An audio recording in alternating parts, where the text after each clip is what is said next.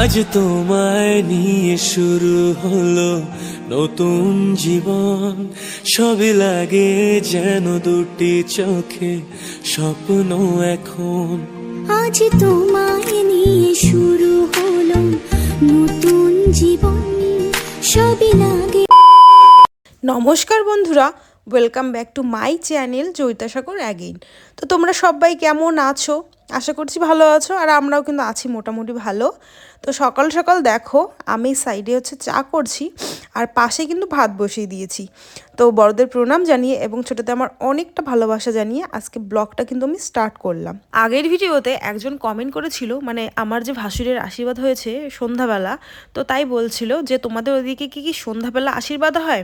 হ্যাঁ, আমাদের কিন্তু একদম ওই বিকেল 4টা গড়িয়ে যে টাইমটা আসে সেই টাইমেই কিন্তু আমাদের আশীর্বাদটা হয় মেইনলি। হ্যাঁ, আর অনেকে হচ্ছে তোমার দেখে, মানে শুভ সময় দেখে করে। আর এমনি যদি শুভ দিন থাকে তাহলে কিন্তু আমাদের সন্ধ্যাবেলাই হয়। তোমরা দেখবে আমার আশীর্বাদ আগের চ্যানেলটাতে তো ছিলই, আমার তো ভিডিও অনেক দিন থেকে দেখবে তোমাদের দাদা ভাইয়েরও সেই আশীর্বাদ সন্ধ্যাবেলা হয়েছিল। আমারও আশীর্বাদ, বা ওটাকে নিরক্ষণ বলি আমরা কিন্তু আশীর্বাদ করি না, আমরা একবারই কিন্তু নিরক্ষণ করি, যেটা হচ্ছে ওই সোনা তারপরে শাড়ি যেটা দিয়ে হয় সেটাই কিন্তু আমাদের একবারে হয়। হ্যাঁ, তো সেইটা আমাদের কিন্তু সন্ধ্যাবেলা হয়। তো এই হচ্ছে ব্যাপার। তো দেখো চাটা খাওয়া দাওয়া হয়ে গেছে, আমি বাসনগুলো ধুচ্ছিলাম। তো একজন কমেন্ট করেছে যে ফৌজি ওয়াইফদের খুব কষ্ট হয় বরকে ছাড়া।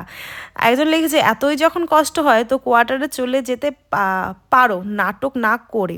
দেখো আমি কখনো একবারেই বলি না যে শুধু ফৌজি ওয়াইফদের কষ্ট হয়, আমি সমস্ত প্রবাসীদেরই যে কষ্ট হয়, প্রবাসীর ওয়াইফদের বা প্রবাসীদের, আমি কিন্তু সেই কথাটাই বলি।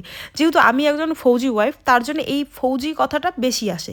কিন্তু তাছাড়া আমার ভিডিওতে শর্টসে দেখবে আমি প্রবাসী কথাটাও ব্যবহার করি। হ্যাঁ, তো সবার সাথে প্লিজ আমাকে গুলিয়ে ফেলো না, একটা কথা বলে দিচ্ছি আগেই। তো দেখো কষ্ট তো হয় স্বাভাবিক, আর এই যে কোয়ার্টার যাওয়ার কথা বলছো, তো আমাদের ওভাবে তো কোয়ার্টার হয় না। যদি তোমার কপালে থাকে, সাথ দেয় যে না হ্যাঁ কোয়ার্টার আছে বা তুমি ওখানে কোয়ার্টারে যেতে পারবে, আর তোমার এই যে হাজব্যান্ড সুদর্শন হাজব্যান্ড যদি অবশ্যই ওর চাওয়ার ব্যাপারটা আছে 100%। ও যদি চায় মানে যে হ্যাঁ নিয়ে যাবই, আমি কোনো কারণে হোক নিয়ে যাবই, যেভাবে হোক, তাহলে অবশ্যই হয়তোবা তোমার ভাগ্য খুলে যেতে পারে, তুমি বরের সাথে কোয়ার্টারে যেতে পারো। তো সকালবেলা পিঠে হয়েছিল, ওই এমনি পিঠে, সাদা পিঠে। হ্যাঁ, তো সেই পিঠেটাই কিন্তু খাওয়া হচ্ছিল। তারপরে দেখো এখানে কিন্তু আমি রান্না বসিয়ে দিয়েছি, আর অলরেডি কিন্তু আমার স্নান করা শেষ। হ্যাঁ, তো এখানে দেখো লাউয়ের তরকারি, মাছের মাথা দিয়ে আমি হচ্ছে লাউয়ের তরকারি করব, সেটাই হচ্ছে গ্যাসের মধ্যে বসিয়ে দিয়েছি।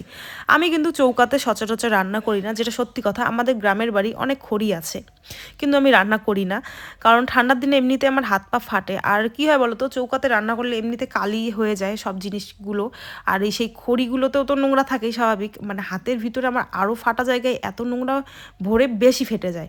তার জন্য কিন্তু খড়িতে আমি সচরাচর রান্নাটা করি না। তো দেখো রান্নাবান্না হয়েছে, খাওয়া দাওয়া হয়েছে, এখন আমরা যাচ্ছি দুজনেই একটা কাজে। তো প্রথমে আমরা ঢুকবো হচ্ছে ভিডিও অফিসে, তোমাদের দাদাভাইয়ের গুরুত্বপূর্ণ কাজ আছে আর কি। তো সেখানে ঢুকবো, দেন একটা কাগজ ওখানে জমা দিতে হবে, তারপরে কিন্তু সোজা আমরা দিনহাটা চলে যাব। তো একজন না দুজন আমাকে আগের ভিডিওতে বলেছিল যে শুধু তো বাপের বাড়ি করিস, মানে বাপের বাড়ি যাই। দেখো একটা কথা বলি, আমার বাবার বাড়ি তোমাদের তো প্রায় দিনই বলি যে এই যে দিনহাটা যে যাচ্ছি, আমাদের কিন্তু মানে যদি এখানকার বলো সব থেকে বড় আর কি বাজার কোনটা হতে পারে বা সব জিনিস কোথায় পাবে, সেটা কিন্তু দিনহাটাই আমরা বলবো। তো দিনহাটা যাওয়ার পথে আমার বাবার বাড়ি মাঝখানে পড়ে, তো আমার বাবার বাড়ির উপর দিয়ে দিনহাটা যেতে হয়। তাহলে কি দিনহাটা মানে বাবার বাড়ি আমরা যাব না?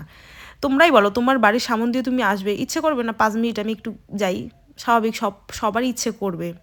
তো কপালটা আমার খুবই ভালো যে আমার বাড়ির পরে আমার শ্বশুর বাড়ি পড়েছে, তার জন্যই আমি এই 5 মিনিট 10 মিনিটের জন্য হলেও বাবার বাড়িতে উঠতে পারি। হ্যাঁ, এই হচ্ছে ব্যাপার। তো দেখো চলে এসেছি আমরা সোনার দোকানে, আর এখানে এসে আমি একটা আমি 2টা সোনার জিনিস আজকে বানাতে দিতে এসেছিলাম, যে জিনিসগুলো আমার নেই।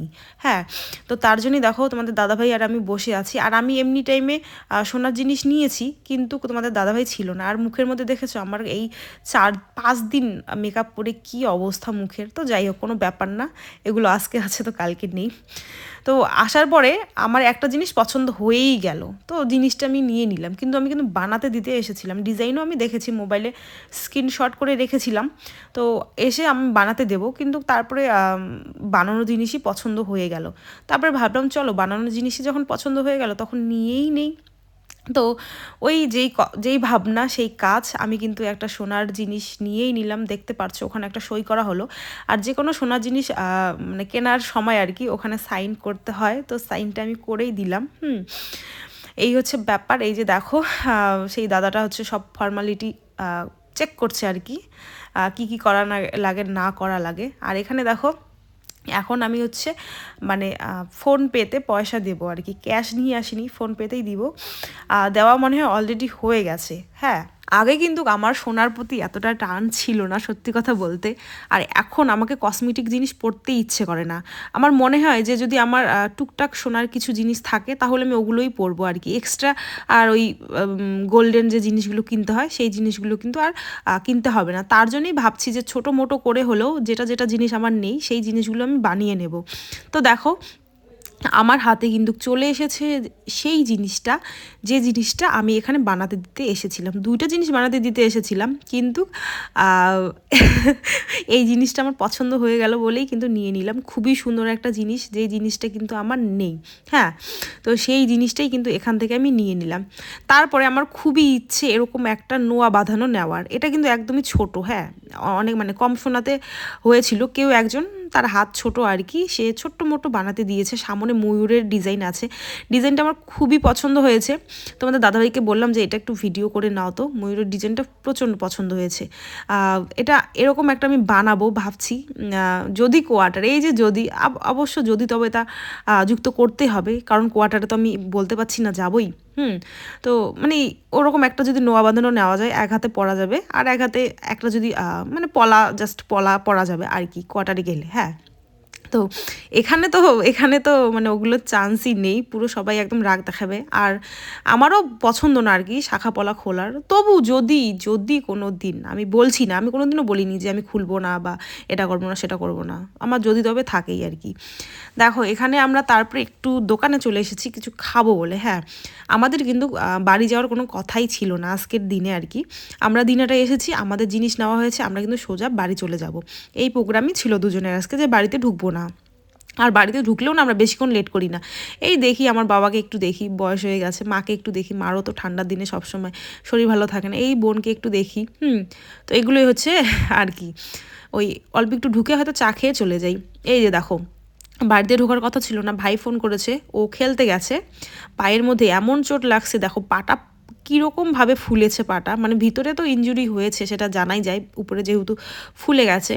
তো তার জন্যই কিন্তু আমরা দেখো বাড়িতে ঢুকেছি। আর এখন কিন্তু ওই তোমাদের দাদাভাই আমার ভাইকে নিয়ে দিনহাটা গেছে ষষ্ঠীর কাছে, তোমরা নাম অনেকেই জানো, ষষ্ঠী।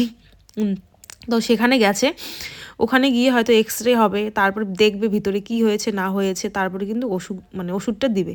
মানে কি বলবো, আর হুটহাট ওর তো মানে প্রায় দিনই এই বল খেলতে গিয়ে এরকম হয়, দৌড়াতে গিয়ে ওরকম হয়, মানে কি বলবো। আর এখানে দেখো আমরা আসবো মানেই আর কি রুটি তরকারিটা হয়, রুটি আর হচ্ছে তরকারি তো না, রুটি আর মাংস, মানে চিকেন কষা আমার ভীষণ পছন্দ, আর তোমাদের দাদাভাইয়েরও ভীষণ পছন্দ রুটি আর চিকেন কষা। তো সেটাই হয়েছে, মা সেটাই করেছে। আর যেটা পছন্দ আমাদের সেটাই করা হয়, বেশি একটা আমিও খেতে পছন্দ করি না, তোমাদের দাদাভাইও খেতে পছন্দ করে না। তো এখানে দেখো বোন অলরেডি বসে গেছে খেতে, আর আমি ওদের জন্য ওয়েট করছিলাম।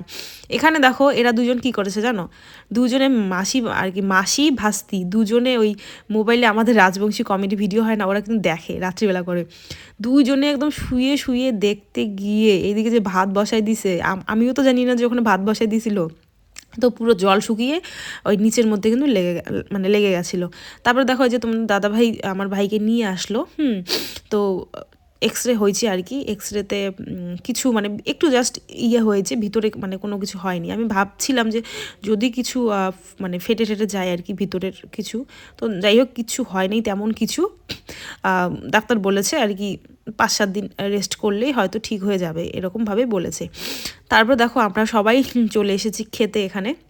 আর আমাদের সত্যি কথা বলতে আমারও প্রচণ্ড সর্দি, আমার মারও কিন্তু হাঁপানির আছে, তো তার জন্যই আমরা সবসময় ওই বলি এই বাড়িতে আসলে তোমাদের বলি না যে আমরা ওই এক তরকারি হয়তো ভাত খাই, 2 তরকারি ভাত খাই। আর বাড়িটাও আমাদের সেরকম একদম সেভাবে সবসময় পরিষ্কার পরিচ্ছন্ন থাকে না, মা করতে পারে না ওরকম। আর বোন আর কি করবে, ছোট্ট একটা বাচ্চা 5-এ পড়ে। আর এই ভাই বাবা এদের কথা কি বলি, ছেলে মানুষ, আর মারই সব করতে হয়। তো মা অত কিছু করতে পারে না সত্যি কথা বলতেই।